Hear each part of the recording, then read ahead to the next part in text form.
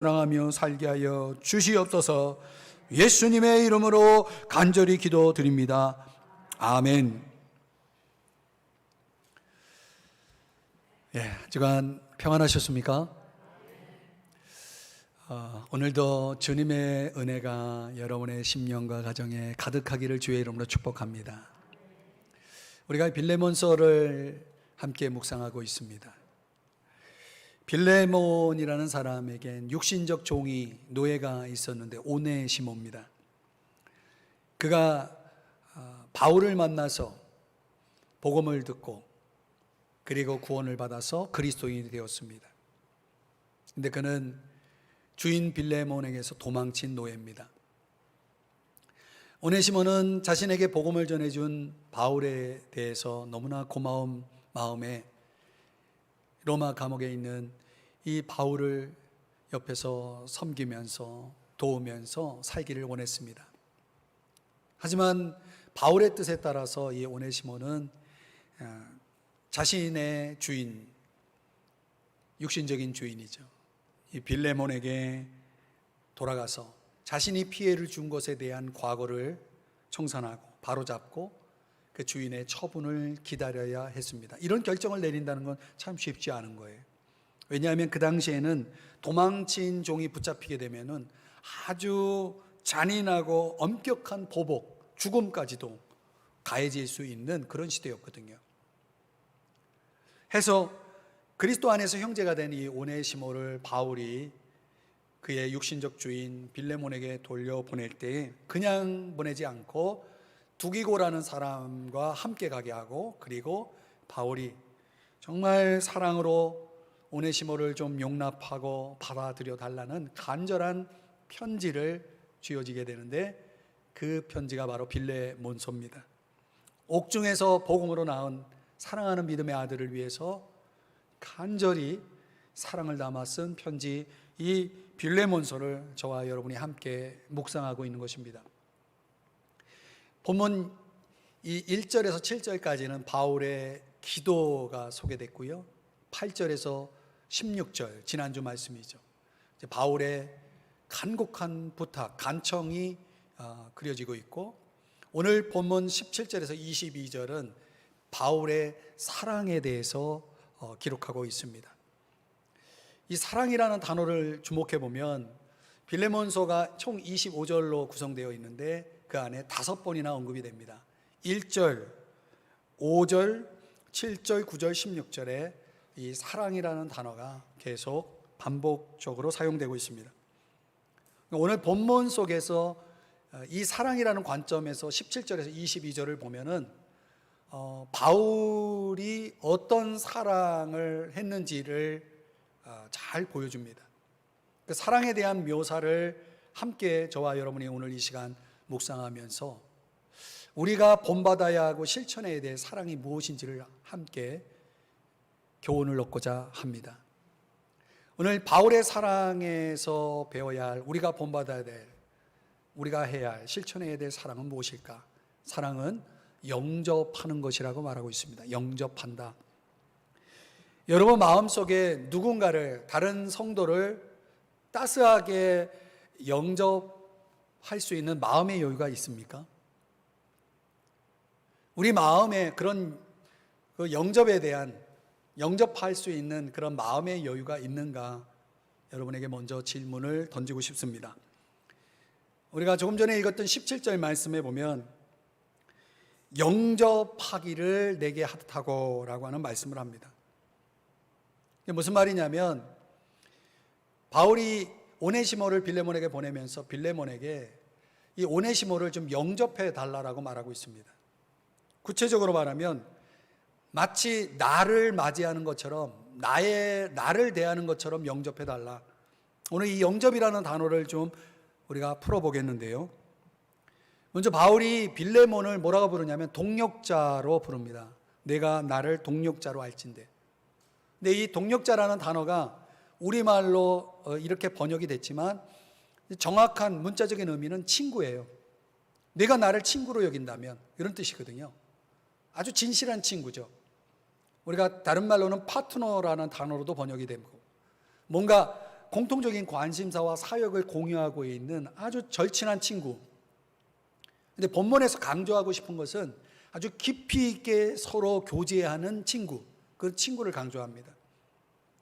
그러니까 바울과 빌레몬의 이 관계는 그런 절친이라고 하는 관계 속에서 이루어지는데, 우리가 흔히 이제 친구라고 한다 그러면 여러분은 어떤 사람을 친구라고 생각하십니까? 런던의 타임지가 이 친구의 정의에 대해서 설문조사를 한 내용이 있는데요. 거기서 답변이 가장 많은 답변이 나온 순위대로 매겨서 내놓은 결과를 보니까 사람들은 친구를 이런 사람이라고 생각하더라라는 것입니다. 가장 많은 대답으로 나온 것이 뭐냐면, 사람들이 다 나를 버릴 때 그때 나를 찾아와 주는 사람, 모든 사람이 다 나를 버리고 떠날 때에도 나를 찾아와 줄 수 있는 사람, 그게 진짜 친구다, 이렇게 답변했다고 합니다. 그렇죠. 그런 친구가 있다면 그 진짜죠. 또 침묵 속에서도 나를 이해하는 사람, 이게 진짜 친구다. 말이 필요 없죠.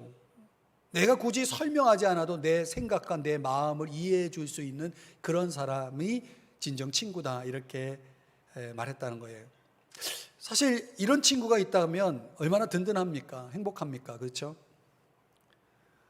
또 세 번째로 하나 더 소개하면, 함께 있으면 기쁨은 배가 되고 슬픔은 감해지는, 반이 되는, 그렇게 해주는 친구.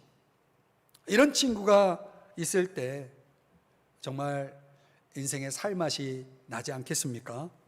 우리가 누군가를 영접한다는 것이 그런 친구로 그를 받아들인다는 것이거든요. 그런데 지금 그런 친구 관계를, 바울과 빌레몬이라는 이런 절친 관계를 누구에게 적용시키냐면 빌레몬과 오네시모에게 동일시하는 겁니다. 지금 오네시모가 갈 텐데, 빌레몬, 당신은 나랑 절친의 관계 속에서 나를 대해주는 것처럼 오네시모를 그렇게 영접해 달라고 말합니다. 원래 이 영접이라는 단어가 성경 사전에는 대접하다, 인도하다, 용납하다, 이런 뜻을 가지고 있거든요. 12절의 말씀에 보면 오네시모는 바울의 심장과 같은 존재거든요. 얼마나 귀한 존재입니까? 얼마나 사랑스러운 존재입니까? 그런 존재를 이제 빌레몬이 영접해 달라라고 하는 것입니다. 그러니까 나에게 하듯이 그를 대해달라고 하는 이 말 속에는 내가 곧 그다, 나를 영접하는 것이 그를 영접하는 거죠.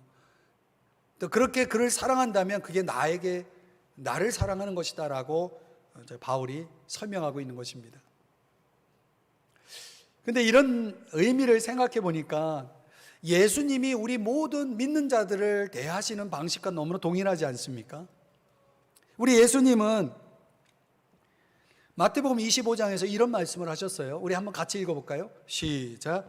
내가 진실로 너에게 이르노니 너희가 여기 내 형제 중에 지극히 작은 자 하나에게 한 것이 곧 내게 한 것이니라. 아멘. 그러니까 내게 한 것이라는 거예요. 예수님이 아니 지극히 작은 자 하나에게 했는데 그게 곧 나에게 한 것이야 라고 말씀하셨다는 거죠. 예수님은 이런 지극히 작은 형제 하나와 동일시 하셨습니다. 그러니까 믿는 우리들은 그런 면에서는 지극히 작은 자죠. 예수님 덕분에 우리는 사랑을 받는 존재로 살아가게 된 것입니다. 어떻게 이런 사랑이 가능하게 되었는가? 에베소 1장 6절을 현대어 성경으로 보면 한번 같이 읽어볼까요? 시작. 놀라운 은총과 사랑을 우리에게 쏟아부어 우리를 가장 사랑하시는 아들의 사람이 되게 하신 하나님께 찬양을 드립시다. 아멘. 여기 하나님 아버지께서 가장 사랑하시는 아들이 누굽니까? 예수님이죠. 우리를 가리켜서 우리는 가장 사랑하시는 아들 예수 그리스도의 사람이 되게 하셨다는 거예요. 저와 여러분이 예수님의 사람이기 때문에 하나님 아버지는 놀라운 은총과 사랑을 우리에게 쏟아 부어 주신다는 거예요. 예수님 덕분이에요. 아멘. 우리가 예수님 덕분에 이런 은혜, 이런 사랑을 받고 있다는 거.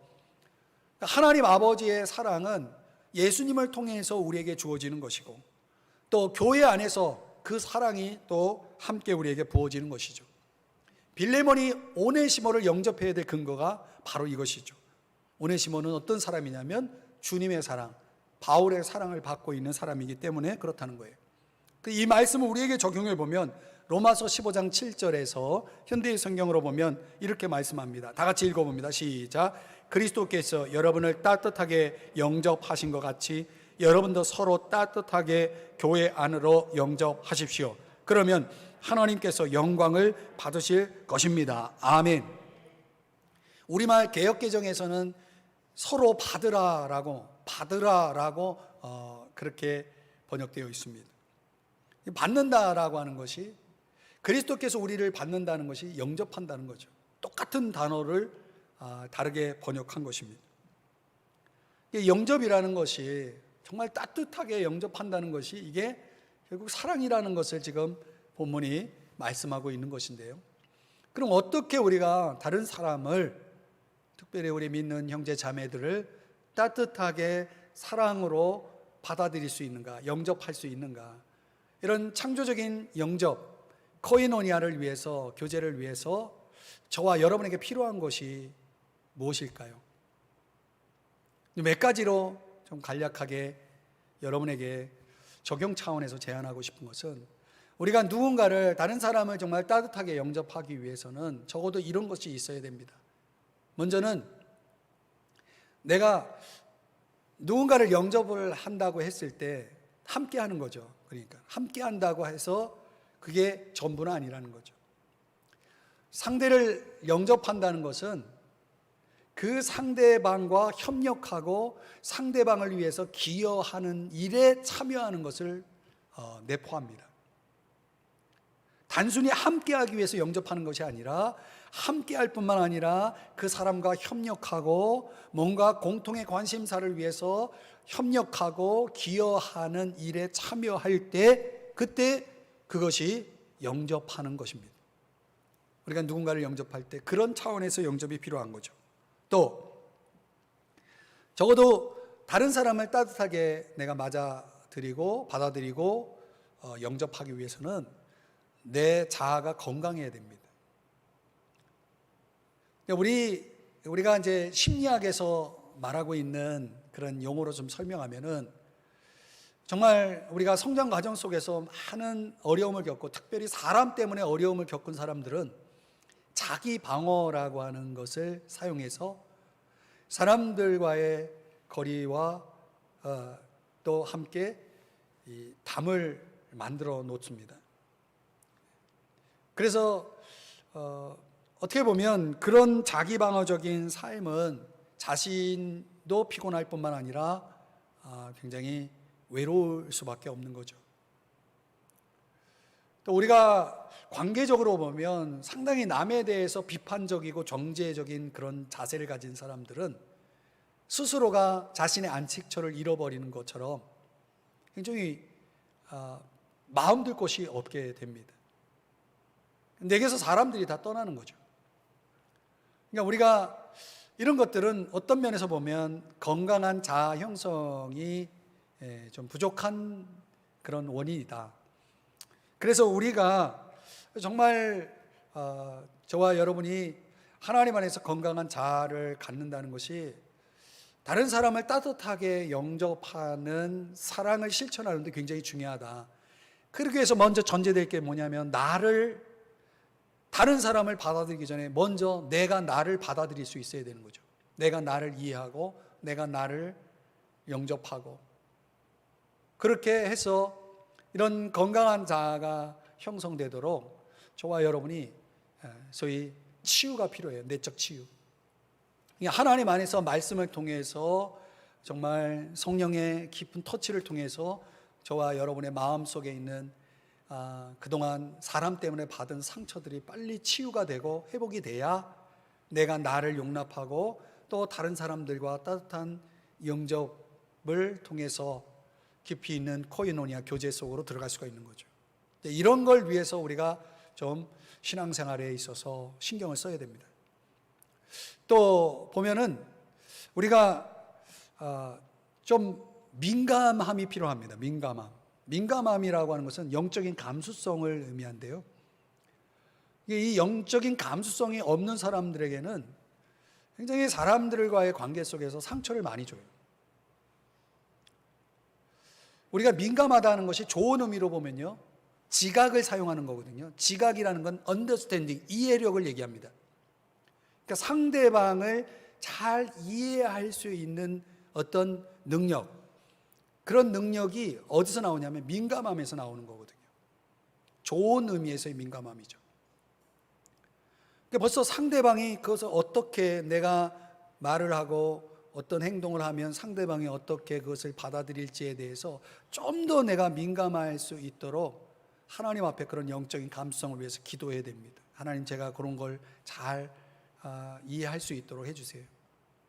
그러면 정말 아무 생각 없이 던진 말 한마디, 무례한 어떤 행동, 신경질적인 반응, 이런 것들 때문에 인간관계 속에서 굉장히 관계가 어렵고 깨지고 갈등을 빚고 이러면은 사람을 따스하게 받아들일 수 있는 여유가 사라지는 것이죠.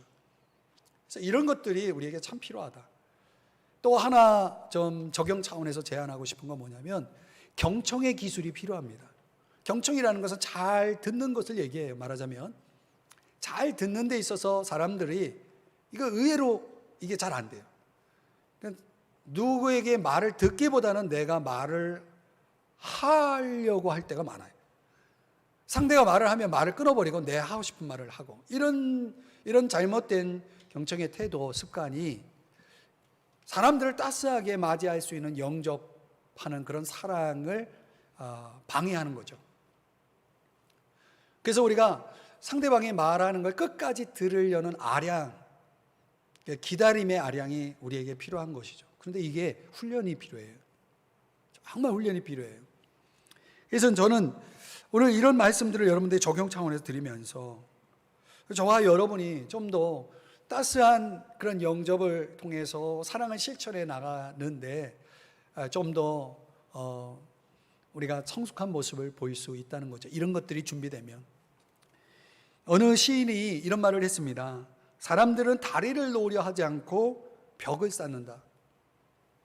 현대인을 가리켜서 묘사한 건데요. 그래서 현대인들이 더 고독한지 모르겠습니다. 우리가 다리를 놓아서 서로 통해야지 소통이 돼야 되는데 벽이니까 서로가 서로를 볼 수가 없는 거예요. 알 수가 없는 거죠. 고독한 겁니다. 사랑하는 여러분, 오늘 이 영접이라는 단어를 여러분에게 설명드리면서 이게 바울의 사랑의 첫 번째 적용입니다. 얼마나 우리가 다른 형제 자매들을 따스하게 영접할 수 있겠는가, 얼마나 그들과 깊이 있게 교제할 수 있는가, 하나님 나라를 위해서 얼마나 그들과 서로 함께 소통하며 협력할 수 있는가라는 이것이 우리가 정말 본받아야 될, 실천해야 될 사랑이라는 것입니다. 그 사랑이 이미 주님이 우리를 대하는, 영접하는 그 사랑에서, 또 바울이 보여준 사랑에서 이미 우리의 좋은 모범이, 샘플이 오늘 성경에 그려지고 있잖아요. 그러니까 우리가 그런 사랑을 해야 됩니다. 아멘.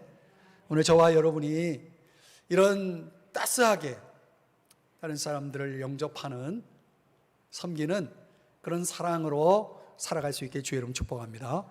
두 번째로 이 사랑의 특성을 어떻게 묘사하냐면 희생하는 것으로 묘사합니다. 희생하는 것. 오늘 우리는 살아가면서 얼마나 다른 사람을 위해 희생을 보여주고 있는가, 우리 자신에게 한번 물어볼 필요가 있습니다. 오늘 본문 18절 말씀 한번 볼까요? 18절. 그가 만일 네게 불의를 하였거나 네게 빚진 것이 있으면 그것을 내 앞으로 계산하라, 이렇게 말씀하죠. 계산하라. 저는 이 말씀이 정말 말도 안 되는, 어떻게 바울이 이런 사랑을 할 수 있었을까, 정말 감동되지 않을 수가 없는 것입니다. 이게 말하자면은 이 빌레몬에게 오네시모, 도망친 노예 오네시모가 어떤 피해를 주었을 것입니다. 그걸 본문에서는 불의라고 얘기하거든요. 어떤 재산적인 손해였을지, 아니면 이 오네시모가 반드시 꼭 해야 했어야 하는 일을 하지 않음으로 미친 손해일지 구체적인 내용은 모르지만은 어떤 손해에 대해서 그걸 빚으로 말한다면 그 빚을 내가 갚겠다는 거예요. 19절의 말씀에 보니까 내가 갚겠다 그렇게 아예 차용 증서를 써주고 있는 것입니다. 아니 오네시모가 진 빚을 왜 바울이 갚아줍니까? 왜 그렇게 했을까요? 사랑하니까 대신 갚아주겠다는 거예요. 로마법에 의하면, 당시 로마법에 의하면 훔쳐간 돈은 반드시 반환해야 됩니다. 만약 반환하지 않으면 더 큰 죄인이 되기 때문에 더 엄격하고 가혹한 잔인한 보복을 받기 때문에 반드시 갚아야 되는 거거든요. 그 반드시 갚아야 될 것을 바울이 대신 갚아주겠다는 거예요. 계산하라 그랬어요. 이게 사랑이죠. 그러니까 참된 사랑에는 물질적인 희생이 따르는 것입니다. 그 희생을 기쁘게 감수하는 것입니다. 근데 참 재미있는 것은 뭐냐면요, 오늘 이 18절에 보면은 내게 빚진 것이 있으면 그것을 내 앞으로 계산하라 이렇게 18절에서 말했잖아요. 근데 19절에서는 또 뭐라고 얘기하냐면 너도 나에게 진 빚이 있지, 그거 나는 말하지 않겠다 이렇게 말합니다. 말하지 않겠다라고 했지만 사실상 너가 나에게 진 빚도 좀 생각해 봐라 이런 얘기거든요. 그런데 빌레몬이 바울에게 진 빚이 뭐냐면 복음의 빚이에요. 빌레몬이 예수 믿고 구원받는데 아주 가장 중요한 원인을 제공한 사람은 바울이었거든요. 이 복음의 빚을 진 이 빌레몬이 바울에게 갚아야 될 그 빚과 오네시모가 빌레몬에게 갚아야 될 빚, 바울이 대신 갚으려는 그 빚과 비교하면은 빌레몬의 빚이 더 커요. 근데 더 큰 빚이 빌레몬에게 있는데 그 빚을 바울에게 갚아야 되는데 난 그건 묻지 않겠다라고 하는 것은, 야 너가 나한테 갚아야 될 거 더 많은 게 있는데 그거 내가 말하지 않을 테니까 하면서도 오네시모가 진 빚에 대해서 내가 책임을 지겠다라고 하는 이야기를 하는 것입니다. 그래서요 19절에서 말하는 그 빚진 것이라고 하는 단어가 나오는데요, 이게 합성어예요. 빚지다 그리고 더하여, 이 두 단어가 합성된 동사입니다. 그러니까 빚이 더 많다는 뜻이에요. 사랑하는 여러분, 빌레몬의 영적 아버지 바울이 오네시모의 빚을 갚겠다고 하면서 빌레몬에게 너도 나에게 진 복음의 빚이 있지 않냐라고 말하는 것은 지금 뭘 얘기하는 겁니까? 우리의 피차 다 빚진 자 아니냐, 그래도 내가 오네시모가 갚아야 될 빚이라면 내가 대신 해주겠다, 이렇게 말하는 거예요. 정말 이게 사랑 아니겠습니까 여러분? 이게 바울이 사랑하면서 보여준 사랑의 자세예요. 고린도후서 12장 15절에 보니까 내가 너희 영혼을 위하여 크게 기뻐함으로 재물을 사용하고 또 내 자신까지도 내어주리니, 그러니까 바울이 한 영혼에게 접근하는 방법은 이런 사랑이었다는 거죠. 재물을 사용하기를 기뻐하고 자신까지도 내어주는 그런 희생적인 사랑이었다는 거죠.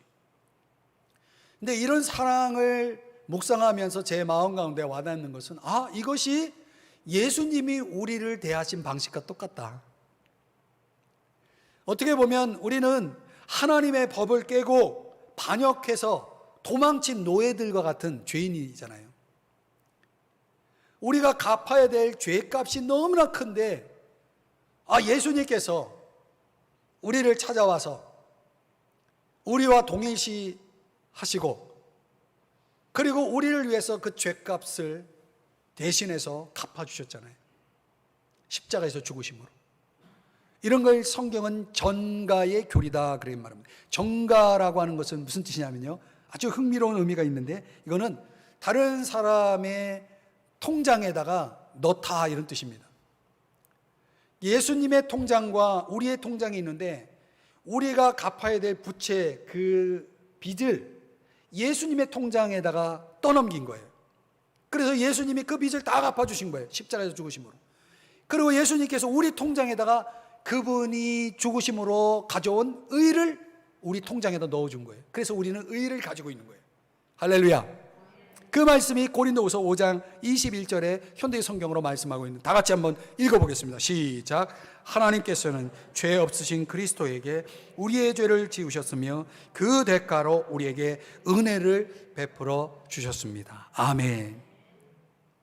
이 전가의 교리, 우리의 죄값의 부채를 예수님이 떠맡아 주시고 우리에게 의라는 은혜를 우리의 인생 통장에다 넣어주신 그 놀라우신 은혜를 저와 여러분이 경험했다는 거죠. 아멘. 그렇다면 이런 사랑을 우리는 어떻게 적용할 수 있습니까? 어떻게 적용해야 되겠습니까? 눈보라 같이는 어느 추운 겨울날에 남편 없이 갓난아기를 안고 언덕을 넘고 있던 한 여인이 그만 길을 잃어서 추위에 떨다 죽고 맙니다. 시간이 지나 그 시신을 사람들이 발견하게 되는데요, 놀랍게도 그 여인은 알몸이었습니다. 그리고 뭔가 그 가슴에 이렇게 안고 있는 것을 열어보니 거기에 아기가 있는데, 글쎄 아기가 놀랍게도 살아있는 거예요. 내용인즉 보니까 날씨가 너무 추우니까 이 여인이 자기 아기를 살리려고 하나씩 옷을 벗어서 아기를 감싼 거예요. 그래서 아기는 살았고 어머니는 죽은 겁니다. 그가 나중에 훗날에 1916년에 영국 수상이 됩니다. 영국 수상. 그의 이름은 데이비드 로이드 조지라고 하는 사람입니다.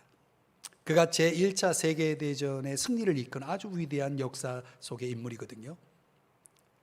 근데 그는 자신을 대신해서 죽으신 어머니의 그 뜨거운 희생적인 사랑을 절대 잊지 않았다고 그러죠. 한평생 부모 없이 성장했지만 그 뜨거운 사랑에 대한 감사와 감격을 가지고 그는 그 인생을 살았고 마침내 그런 위대한 역사 속 인물이 될 수 있었다라고 합니다. 저는 뜨거운 그런 희생적인 사랑이 가져올 수 있는 기적, 이런 게 기적이 아닌가라는 생각을 해보게 됩니다. 이 훗날 위대한 지도자가 된 그 사람처럼 오늘 저와 여러분이 보여줄 수 있는 그런 희생적인 사랑에 의해서 그런 사람이 탄생하는 기적은 여전히 유효합니다. 우리들에게도 그런 일들은 일어날 수 있는 거죠. 예수님께서 요한복음 12장에서 이런 말씀을 하셨습니다. 한 알의 밀이 땅에 떨어져 죽지 아니하면 한 알 그대로 있고 죽으면 많은 열매를 맺느니라. 예수님께서 한 알의 밀이 되어서 이 땅에 오셔서 죽으셨잖아요. 그래서 많은 열매인 저와 여러분을 맺었잖아요. 그래서 25절에서는 이렇게 말씀합니다. 다 같이 읽어봅니다. 시작. 자기의 생명을 사랑하는 자는 잃어버릴 것이요 이 세상에서 자기의 생명을 미워하는 자는 영생하도록 보존하리라. 그렇죠. 우리가 잃어버리는 것이 얻는 것이고 얻으려고 한다면 잃어버릴 것이다 라고 말씀을 하는 것입니다. 예수님이 이 땅에 오셔서 우리에게 그 자신의 생명을 잃어버리심으로, 우리를 위해 잃어버리심으로 인해서 우리는 자유와 용서와 죄사함을 얻었습니다. 이 무조건적인 뜨거운 희생적 사랑에 의해서 저와 여러분이 구원을 얻고 이렇게 놀라운 하나님의 은총 가운데 살아가고 있지 않습니까? 바울의 사랑도 마찬가지예요. 결국은 바울도 희생적인 사랑에 의해서 오네시모가 진 빚에 대해서 내가 갚아주겠다라고 말하는, 내가 갚겠다라고 하는 희생적인 사랑을 보여준 것입니다. 이제 우리의 몫이죠. 우리의 차례죠. 우리가 베풀 수 있는 희생이 있지 않습니까? 그런 희생적 사랑을 통해서 다른 사람들을 살릴 수 있는 거죠. 많은 열매를 얻을 수 있는 거죠. 그런 가치 있는 투자라는 것이, 희생적인 사랑의 투자라는 것이 큰 것이 아닙니다. 사실 우리의 삶 속에 여러분이 누군가를 위해 끊임없이 기도해 준다면 그것도 희생적인 사랑의 적용이라고 봅니다. 누군가를 정말 위로하고 격려하는 것, 그리고 후원하는 것, 또 어떤 차원에서 뜨거운 우정을 보여주는 것, 이런 모든 것들이 가치 있는 투자, 희생적인 사랑이 아니겠습니까? 그런 사랑을 오늘 저와 여러분이 하면서 살아갈 수 있기를 주의 이름으로 축복합니다. 마지막으로 오늘 보여주는 사랑의 묘사 세 번째는 더 순종하는 것입니다. 저는 이 본문에 나와 있는 이 내용, 더 순종하는 것에 대한 이 묵상을 통해서 아주 큰 은혜를 받았는데요. 21절 말씀 한번 우리 같이 읽어볼까요? 시작. 나는 네가 순종할 것을 확신함으로 내게 썼노니 내가 말한 것보다 더 행할 줄을 아노라. 아멘. 더 행할 줄을 아는 것, 이게 사랑이죠. 사랑은 무엇을 더 행하게 한다는 것입니다. 이 본문을 현대어 성경으로는 이렇게 번역을 했습니다. 틀림없이 그대는 바울이 기대하는 것 이상으로 잘해줄 것을 믿고 이 편지를 씁니다. 내가 기대하는 것 이상으로 잘해줄 것을 믿는다. 더 행한다라는 것을 이렇게 번역을 했습니다. 빌레몬서 20절 말씀을 한번 보시면요, 내가 부탁하는 사랑의 행동을 보여주어. 사랑의 행동을 보여주어. 그 사랑의 행동이 뭡니까? 행동으로 보여주는 그 사랑이 뭡니까? 더 행하는 순종이죠. 더 행하는 순종. 내가 사람이 기대하는 것 이상으로 더 잘해주는 것, 요청하는 것, 말하는 것 이상으로 더 많은 일을 하는 것이, 그게 더 순종하는 것이고, 이게 사랑이라고 오늘 본문이 우리에게 가르쳐 주고 있습니다. 사랑은 이런 힘이 있는 것 같아요. 무엇을 더 하게 만드는 것. 예수님도 사랑을 순종이라는 개념으로 우리에게 설명해 주셨는데요, 요한복음 14장 21절에 보면 내 말을 지키는 사람이 사랑하는 사람이다 그랬어요. 순종이 사랑인 것입니다. 근데 그 순종은 행하는 정도가 아니라 더 행하는 것이 순종입니다. 바울이요, 오늘 본문 19절에서 어떤 부분을 말씀하냐면 사랑의 행위로서 빌레몬에게 두 가지를 부탁합니다. 두 가지를 요청합니다. 하나는 기도를 해달라고 요청합니다. 그리고 두 번째는 내가 감옥에서 석방되면 너희들에게 갈 텐데 내가 묵을 수 있는 숙소를 마련해달라고 요청합니다. 저는 이 말씀이 그냥 예사롭게 들리지 않아요. 여러분, 바울이 빌레몬과의 그 관계 속에서 사랑의 근거로 그 동료, 친구인 빌레몬에게 뭘 얘기하는 거냐면 나의 육체적인 필요를 채워달라고 얘기하는 겁니다. 당당하게. 나의 영적인 필요를 위해서 기도해달라고 얘기하는 것입니다. 이렇게 뭔가 내게 육체적이든 어떤 정신적이든 영적이든 간에 내게 필요한 것을 당당하게 요구할 수 있는 상대방, 그게 아무나 그렇게 되겠습니까? 그런 사람이 바울에게는 있었다는 거죠. 여러분, 평소에 이런저런 여러분의 필요에 대한 부탁을 주고받을 수 있는 그런 관계가 있습니까? 그런 사람이 있습니까? 당당하게 나 이거 필요한데 좀 도와줘 라고 말할 수 있는 사람이 있습니까? 사랑이 무엇입니까? 이런 사랑의 관계라는 것이 없이는 이것이 불가능합니다. 서로의 필요에 대해서 반응하는 게 사랑 아니겠습니까? 다른 말로는 책임감이라고도 말할 수 있습니다. 사랑은 책임감이죠. 이 책임감이라고 하는 단어, 영어 단어로 보면은 이것도 합성어죠. 책임감이라고 하는 것은 반응이라는 단어와 능력이라는 단어가 결합된 합성어입니다. 반응하는 능력이 책임 있는 것입니다. 책임 있는 것이 사랑인 것이죠. 그래서 사랑은 누군가를 사랑하게 되면은 책임을 지고 싶어 하는 거예요. 받고자 하는 마음이 주고자 하는 마음으로, 얻고자 하는 마음이 베풀고 싶은 마음으로 바뀌어지는 것입니다. 중요한 것은 상대방에게 무엇이 필요한지를 알기 시작한다는 거예요. 이상하게도 사랑하면 보여요. 내 입장에서 내가 생각하는 것을 주는 것이 아니라 정말 상대가 정말로 필요한 것을 주고 싶어하는 그런 알미 주어지는 것입니다. 오순절 성령 강림 사건이 있고 나서 초대교회에 일어난 역사가 바로 그것입니다. 그들에게 교회에 성령이 충만하게 임하니까 그들이 어떤 모습을 보이냐면 서로의 필요들이 막 보이고 그 필요를 막 채우는 그런 사랑의 역사들이 막 일어납니다. 사랑하는 사람에게 필요한 게 뭔지, 정말 필요한 게 뭔지 보이는 거예요. 그러니까 마음이 가고 관심이 가고 사랑이 가는 거죠.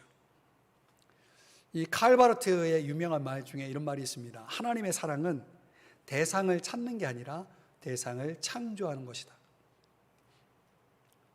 어떤 면에서 보면 사랑하는 사람에게는 그 대상이 창조되는 겁니다. 남들이 볼 수 없는 그 무엇을 보니까 가능한 거죠. 우리가 하나님의 사랑이 우리 속에 들어오고 우리가 그 사랑을 본받게 되면 우리도 그런 창조적인 사랑을 할 수가 있는 것이죠.